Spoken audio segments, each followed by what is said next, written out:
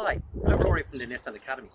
This is the second video in a series of 4 short videos we have put together to guide you through some very basic checks you can perform on your Nissan while we're all currently confined to home.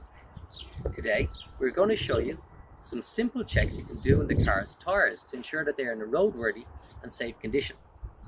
Like our last video, this again is a simple task that doesn't take long, but please remember, your tyre inspection should only be done with the car on a level surface, with the parking brake applied and the ignition turned off.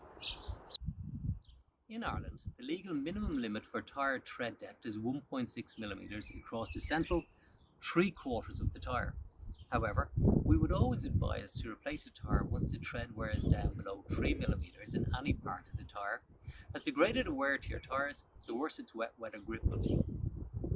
There are various tools available to check tread depth. However, if you don't have one available, you can use the tyre tread wear indicators as can be seen here.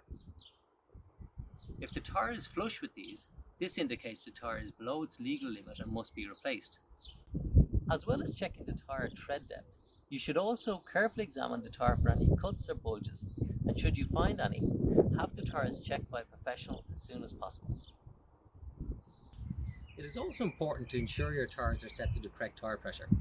The recommended tyre pressure can be found either inside the fuel flap or inside the driver's door, and you should check tyre pressure when the tyres are cold using a reliable tyre pressure gauge. Lastly, if you experience a puncture on your vehicle, you should refer to the owner's manual, which will guide you through the correct replacement procedure. But remember, if your car is still inside its warrantable period and you require some help to replace the wheel, don't forget to contact the RAC, who can offer assistance as required. So there you have it, the quick and simple way to inspect your car tyres.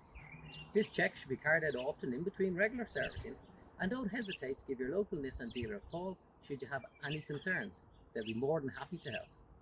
Thanks again for watching, see you next time, and stay safe.